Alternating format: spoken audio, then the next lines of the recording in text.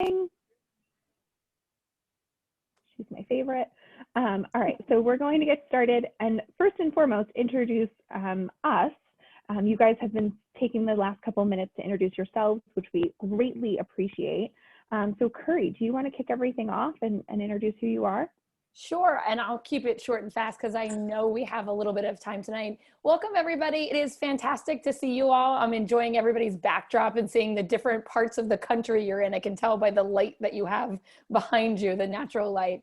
Thank you so much for joining us today. We want to walk you through some great programs and also talk to you about just lots of different ways we can connect over the year. I'm the Chief Learning Officer at the National Constitution Center. I have been there for 15 years. I can't believe I'm saying that out loud because it's shocking. I have a 15-year-old son. They hired me super pregnant, and it's the only reason I remember how long I've been there. So wonderful to have you guys all there. Before that, I taught at a science museum, and before that, I also taught at kindergarten and at Drexel University. So I have my doctorate in educational leadership, and it's in creativity and innovation with a focus on teaching police officers storytelling and to understand the meaning of fairness and justice in our society. So lots of work in non-traditional settings, lots of work online throughout the last 20 years of being in non-traditional education, but also some formal classroom teaching as well with the youngest and the older of the kids in the age group. And you can just guess which one I liked more. It was the little guys. But I'll turn it over to Sarah Harris. And Sarah, we also have Madison with us tonight. So I just wanted to make sure to introduce Madison. Great, awesome. All right, so like Curry said, I'm Sarah Harris. I'm the Manager of Education at the National Constitution Center. I've been there for a little over 2 years. And before that, I taught freshman history at a high school in Burlington, New Jersey for about 4.5 years. They hired me at the National Constitution Center when I was also super pregnant. So I have a 2.5-year-old daughter. I forgot about that. A 2.5-year-old daughter and an 8-year-old son. So at least in New Jersey, the district that we live in, we're kind of dealing with a hybrid learning environment right now, which has been amazing. Our school district is doing a fantastic job. Like I said, kind of taught in the high school environment before I started at the museum, which was a great experience. I taught freshmen the whole entire time that I was there. So unlike Curry, I don't necessarily care for the little ones, but you know, those freshmen, they have my heart. So with that, I am going to turn it over to Sheila, and then after that, turn it over to Madison so that everybody gets a chance to introduce themselves. So Sheila, it's all yours.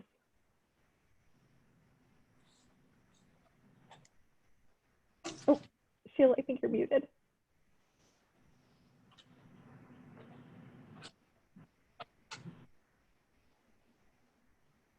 Okay, sorry about that. Arrows kept getting in the way. But my name is Sheila Edwards. I've been teaching American history for, I believe, 28 years. So I've been doing this for quite a long time, but it's never been like it is right now. I've been part of the National Constitution Center Teacher Advisory Board for the last 3 years, and it's truly been one of the highlights of my career. What I really appreciate is that during these challenging times of both remote learning and social justice, I feel like the National Constitution Center has been a front runner. They are one of my go-tos. When we're having all these heavy discussions right now, it helps to know that we can begin by looking at what does the Constitution say, and the National Constitution Center helps teach teachers how to do that and students how to do that. So I'm very proud to be part of this organization, and I'm happy to be here tonight. All right, thank you, Sheila. And we're so excited that you're here to kind of give us the real life application of some of the programs that we're going to talk about tonight. And Madison, can you take a minute and introduce yourself as well, please? Sure. Hi, everyone. My name is Madison. I am one of the museum educators at the National Constitution Center. So I get to give tours to all the students that come through and really use the tools that we have through the Interactive Constitution and our media library and bring the Constitution to the students who visit us. But that's been changed a little bit since we went virtual. So we are doing virtual tours, but I'm also helping just to launch our exciting online learning opportunities off the ground so we can bring it into the classroom. So I'm really excited about this initiative and I'm really happy to be here. Thank you, Madison. All right, so kind of everything that we're going to do today, so introductions of the education team, this is us, We're going to kind of introduce who the National Constitution Center is, what the institution itself is. Some people may have visited before, some people may not have, so just a little bit of a background about us. We're going to go over our educational framework and then talk about some of these online resources and programs. Finally, at the end, we'll try to save time for some questions and a wrap up, but as I said before, please do not hesitate to ask questions throughout as well. We are always happy to answer questions. Okay, so a little bit of background of who we are as an institution. Curry, do you want to take us through this one? Okay, people, I'm going to do this in 3 minutes or less. So National Constitution Center, and let me see if I can see more of your cameras right now. Who has been physically to the National Constitution Center? Raise your hand. Good, I see Ron. Hi, Ron. This is actually really fun. And there's a lot of you that have not. Okay, great. And you can put it in the chat too if your camera is off. Because, yep, that's awesome. So we are a museum. We are a place. We're in the most historic square mile in the entire country. So sorry, wherever you are in the rest of the country, we win. Our location win. Thank you, Scott, for laughing. You know what I normally say when we're in the building.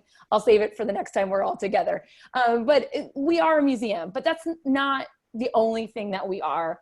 And it's very different for us in kind of this museum world to be out there because we are a center. We're an educational facility, we're an online learning organization, and we see millions and millions of students and teachers and adults on our tools every single year. And so many people know us as the National Constitution Center Educational Online Tools, the Interactive Constitution.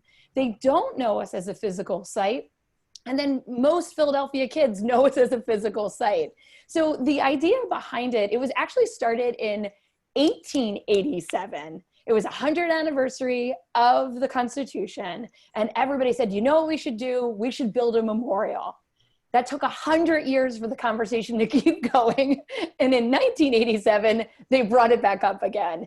And it finally, after a full year, and so it was 1988, Reagan signed it into the Constitutional Heritage Act.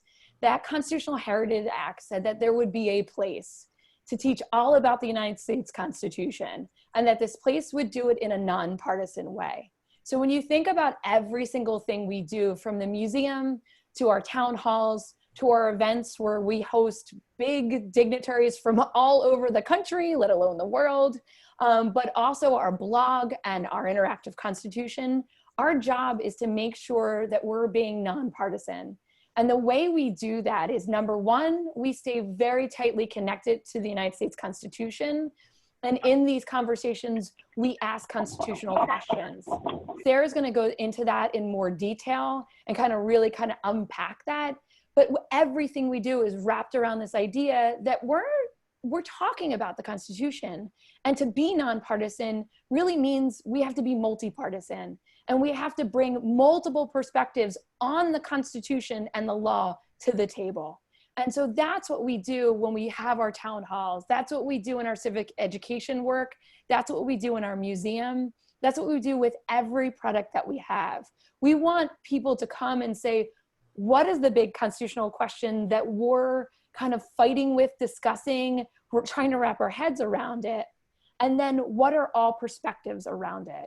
So we want to make sure people hear lots of different voices. All those voices that we pull to the table are going to be around the constitutional questions and the constitutional law. But that's who we are. That's how we were charged and mandated and finally signed into law. We are a nonprofit, though. We're a nonpartisan, nonprofit, non-government agent. So even though we're on federal land, we're just like a regular educational organization. We are not one that is owned or operated by the government whatsoever. Yes, I have to fill out a permit to play hoop and stick on our front lawn, which every year I still do, but it is really fun and it is a great thing. But our mission is to not just be only a museum, but an educational facility across the nation. And we're trying to build that out more and more every single year. And we can't do that without the great work that you're doing in the field and the advice that you give us throughout the days. So that's in a nutshell. Hopefully I made it a little bit different than the last time we discussed it and everybody was still interested. Sarah, back to you. Thank you, Curry. So it's so important to kind of know this background, obviously, and you'll see why when we talk about our educational framework, but just kind of know, you know, when you look for our resources, if you find a lesson plan or you find an activity or the interactive constitution, that this is what it's all founded in. And so we just really wanted to make sure that we provided some of that background as well. Now, kind of going from the museum as a whole to our department specifically, and what every resource that we create as the education department, it's all based off of this framework. So we start with historical foundations through storytelling. And chances are this is among everybody's favorite part of any lesson, any topic that you teach. I'm sure that we can all name several stories throughout history that we love to share with our students. I know I had a handful of students that I loved to share, and whether or not they loved to hear me share it is something that's another question. But that's kind of what this foundation of the framework is. So what stories can we tell that are then going to connect to these constitutional topics? And that takes us to the next tier of this framework. So constitutional thinking skills is taking these historical events and figuring out how they apply to the Constitution itself. So how to read, excuse me, some of these, founding documents, how to read primary sources in order to evaluate the connections that have been made by scholars, but also how to interpret those connections for students on their own as well.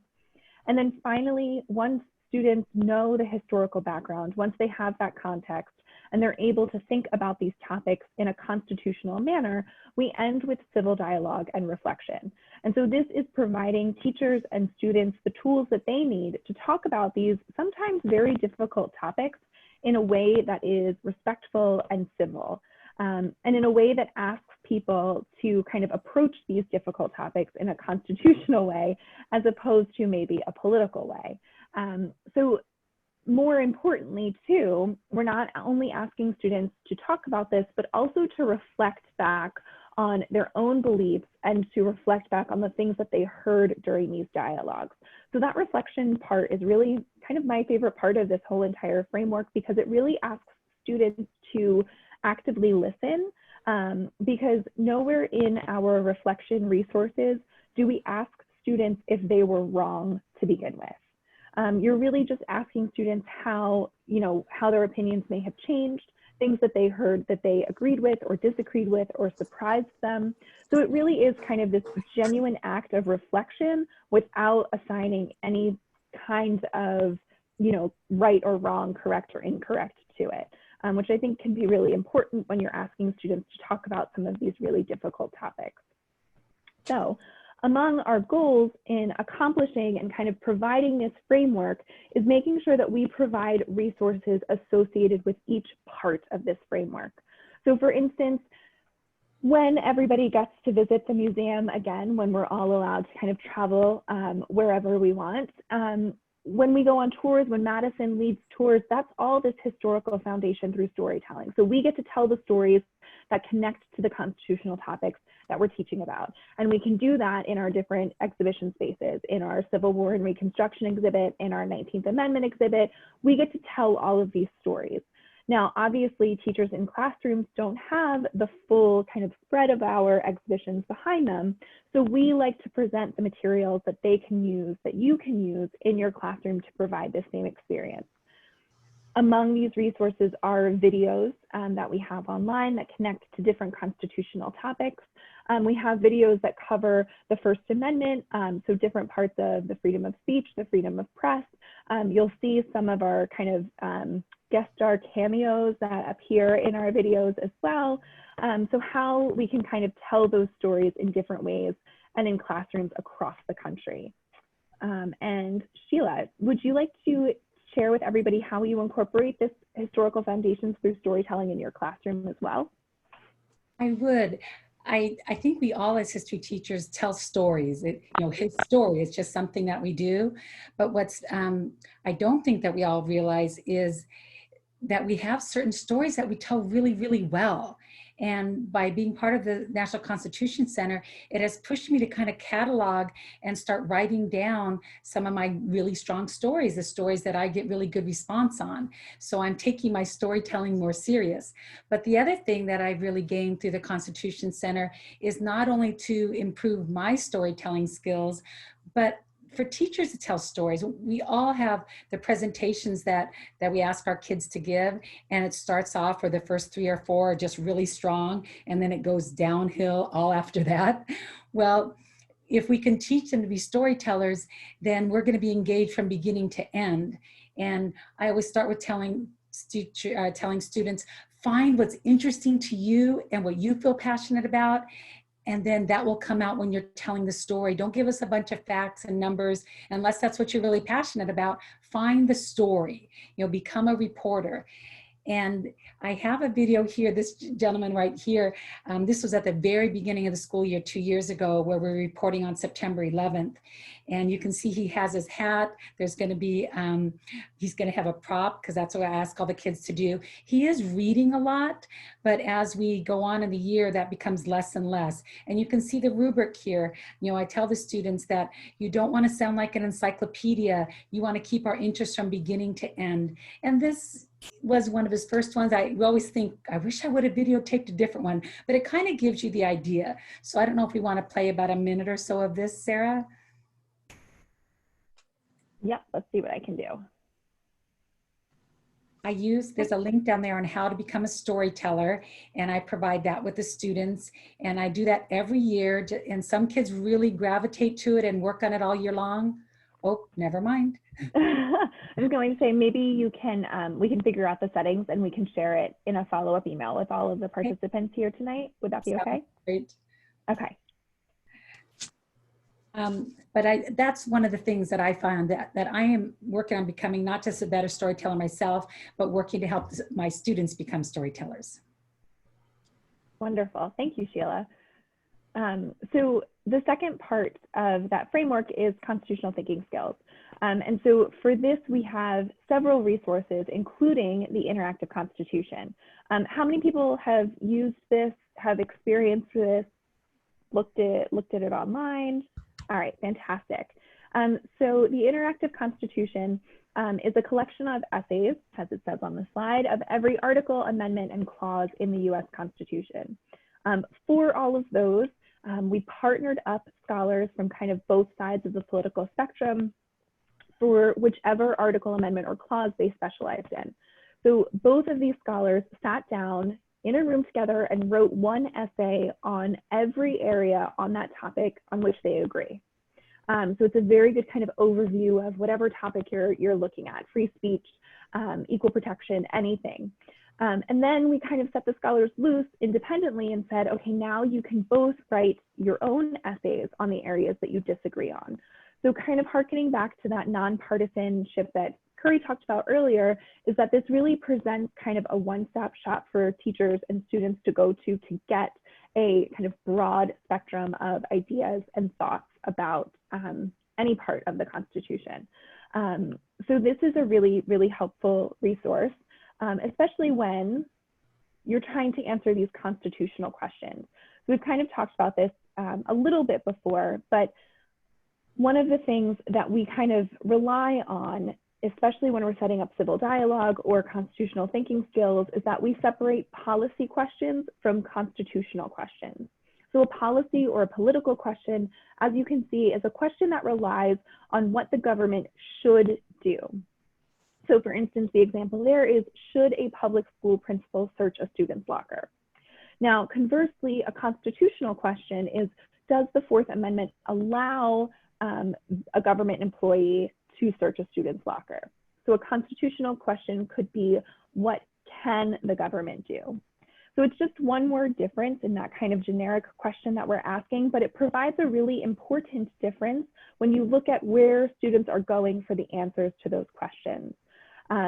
We're going to talk a little bit about our Scholar Exchange program in just a couple of minutes, but one of the things that I experienced recently, I kind of facilitate these sessions, and we had students asking about the Electoral College a lot. And our scholars did a really great job and differentiated between political thought and constitutional thought.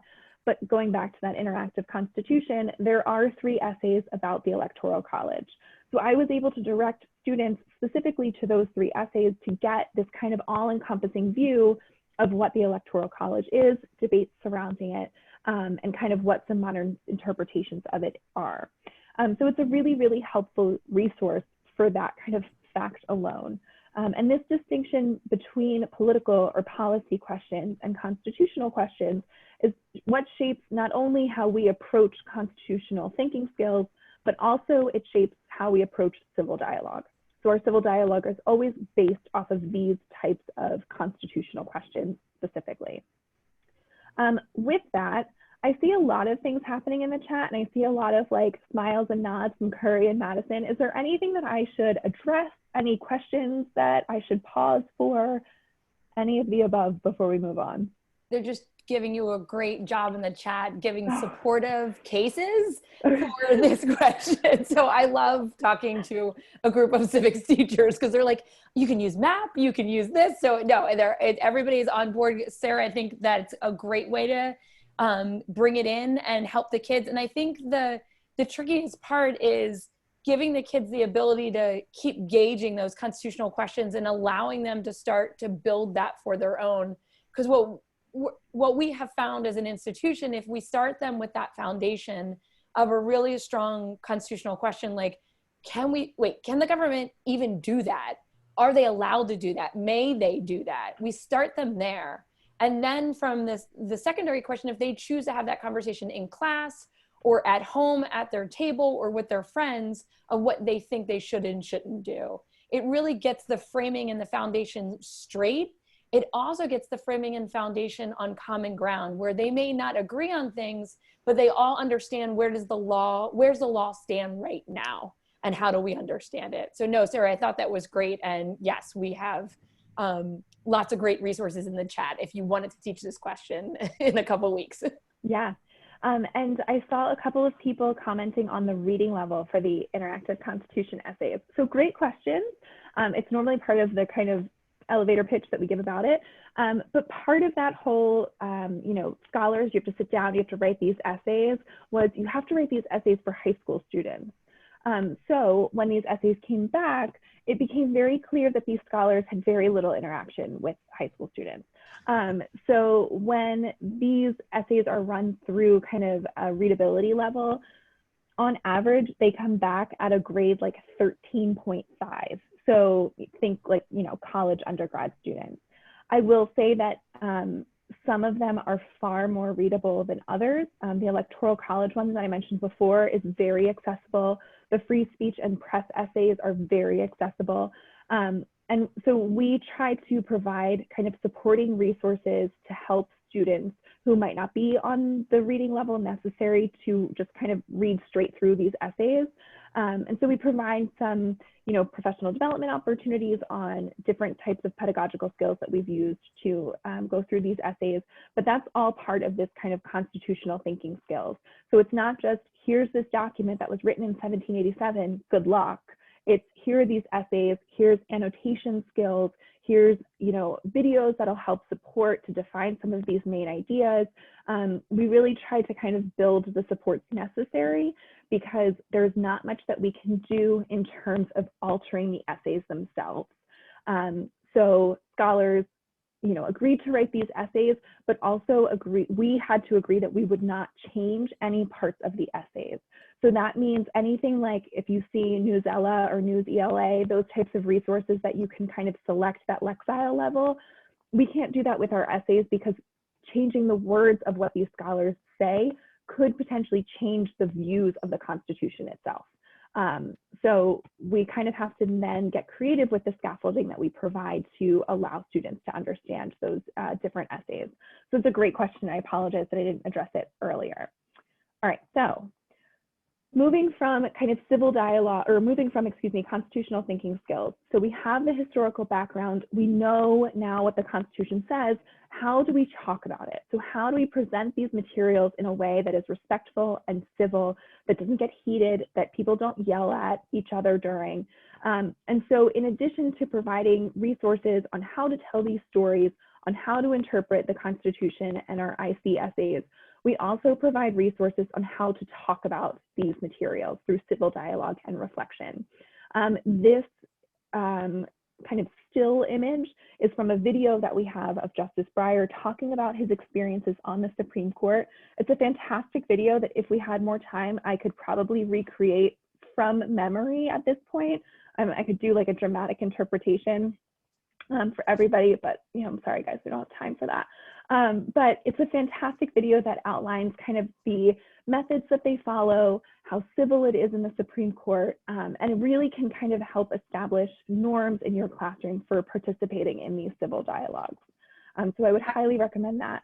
If I could add on here, yeah. I use this video, I've used it for the last 2 years, and I can honestly say, just like what Sarah's talking about, students will refer to it throughout the year. Like one of the things that Justice Breyer says is, stay calm. Stay calm. And so when the kids get worked up in a discussion, there'll always be someone that says, remember, Justice Breyer says that we need to stay calm because as soon as we're not calm, then people aren't listening anymore. But he just says so much and it's so important. So I highly recommend, if you take one resource, take this video. You will be happy you did. And I'll be sure to link the video to where it is on our website when I send all of this material as a follow-up as well. Okay, so all of those resources are great. The educational framework is wonderful. You'll see it in all of our resources, but how do we apply that in real life and in these kind of online programs that we're offering throughout this school year? One of the main ways that we do that is through the Scholar Exchange program. And before I kind of go off on my spiel about this, Curry, is there anything that you want to start off with for this program specifically? No, just we want to see you all, and we've seen a lot of you already, and it was great to see a lot of you with Justice Gorsuch. And just as a fun little, I told Sheila earlier, I can never hold secrets, but our goal was to have so much fun with Justice Gorsuch that he talks the other justices into doing a month. So then we can have one major Supreme Court justice per month. And we saw 14,000 kids on Constitution Day. So I think that each one has these like amazing pieces that make it perfect so you can jigsaw them together. But I think one of my favorite parts about the open scholar exchanges is kids from across the country are all talking to each other, different ages. We try to keep them middle school and high school, but there are lots of different kids with lots of different perspectives. And even though it's moving fast and it's only a half hour, on the class on Monday, one of the kids goes, wait a minute. I changed my mind.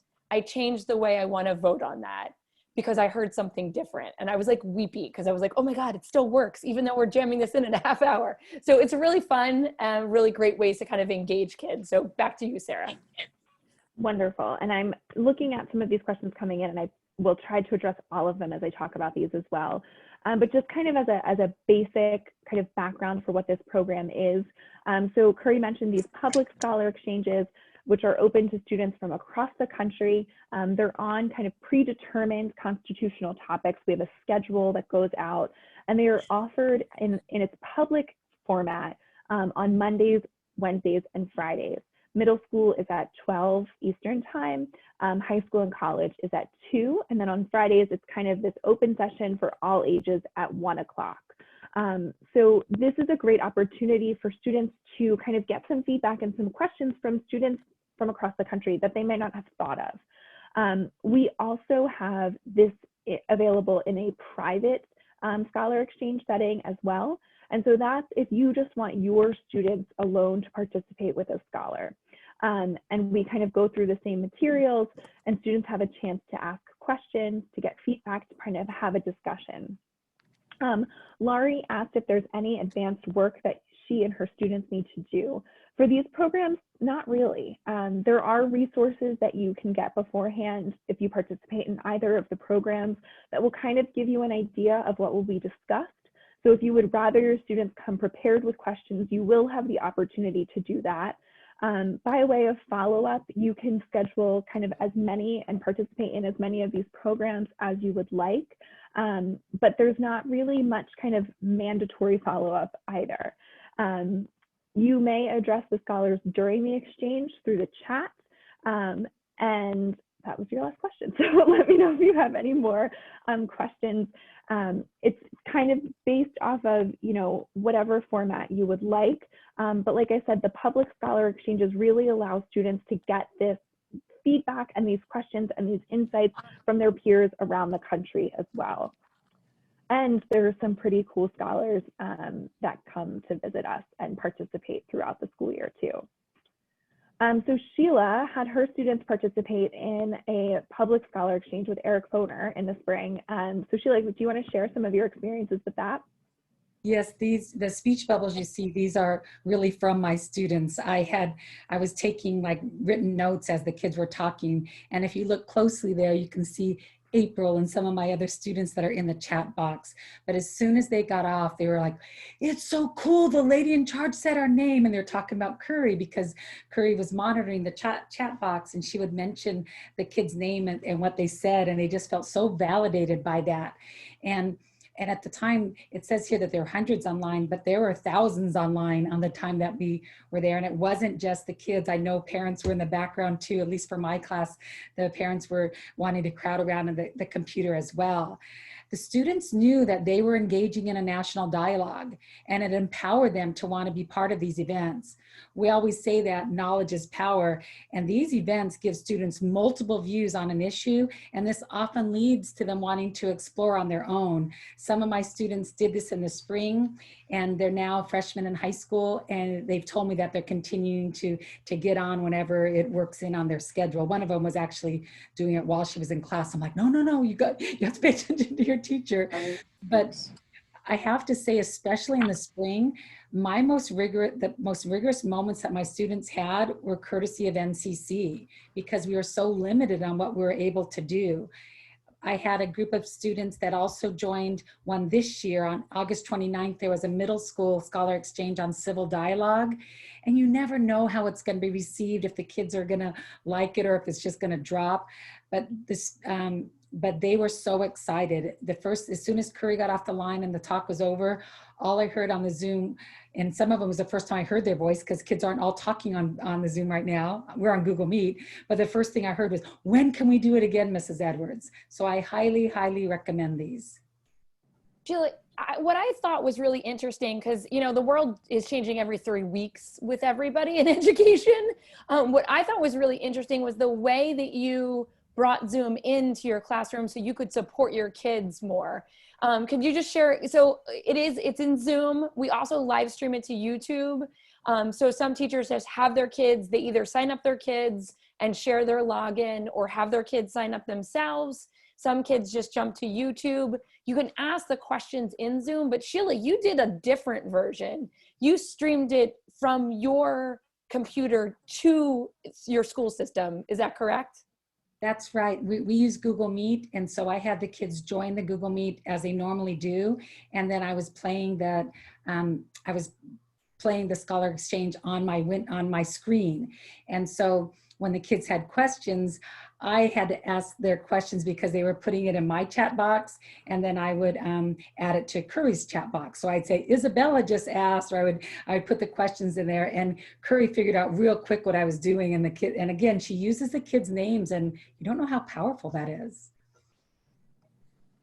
I thought your workaround was brilliant and gave them like huge supports too. That's what I loved about it. So sorry, I was just trying to make sure that I addressed some of these questions too that were brought up in the chat.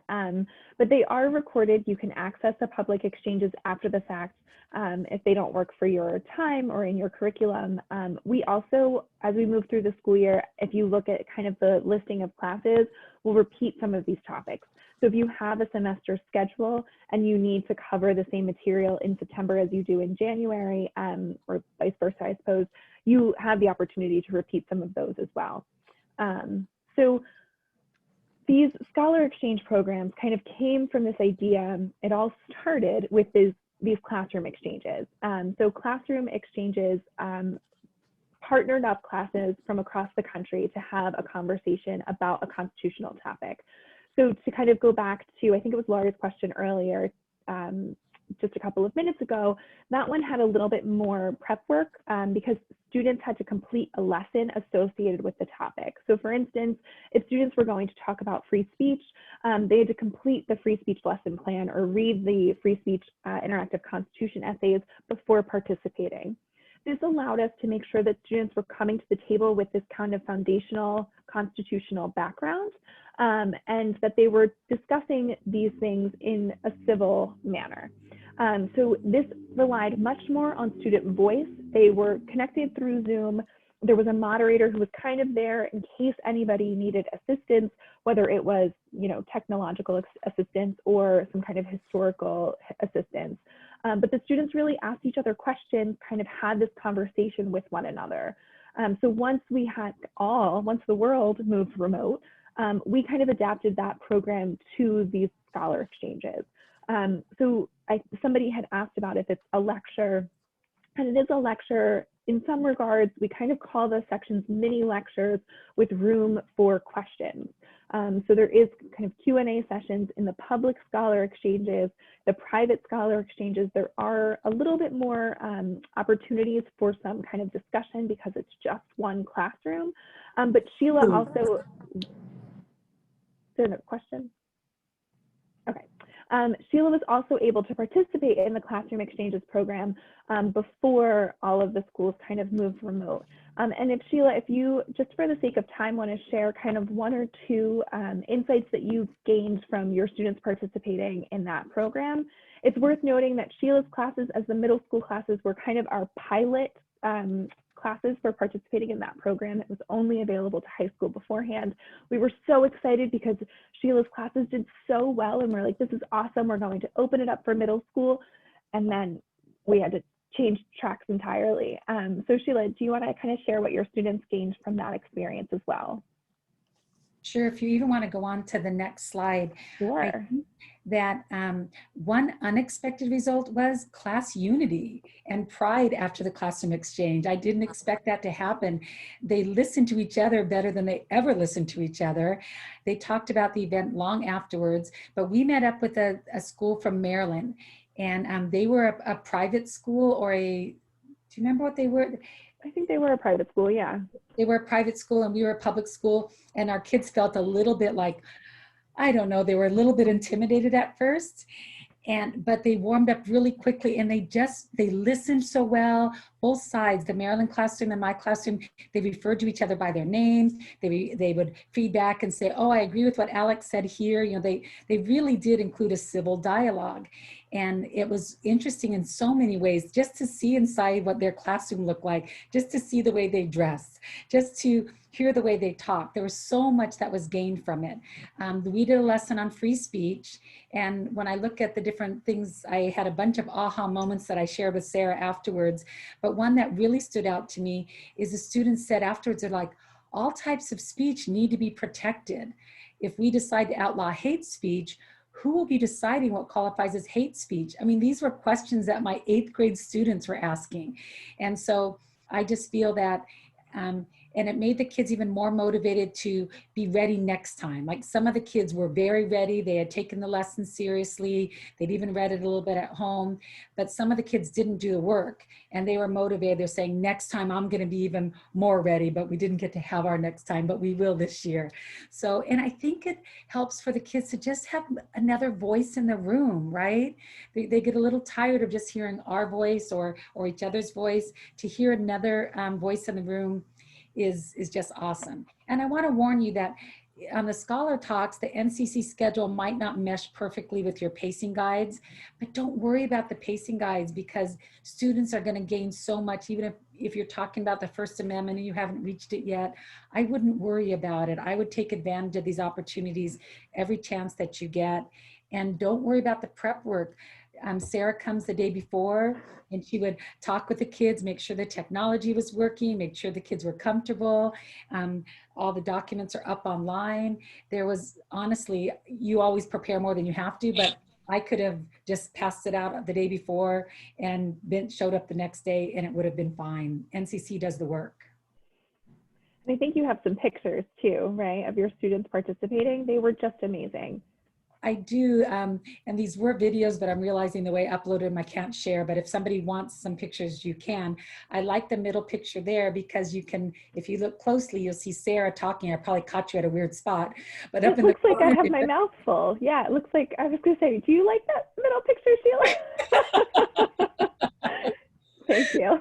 but up in the corner, you can see the Maryland class talking, and whoever was talking would be highlighted. And you could see one of my students passionately, giving her answer. And I just wanted to, I just thought that picture kind of shows the exchange. And if you're interested in any videos, I can share them with you, and I'll work out my privacy issues. Wonderful, thank you. I had the honor of moderating Sheila's session, and it was fantastic. Everything, I was just I was blown away by the questions that her students asked.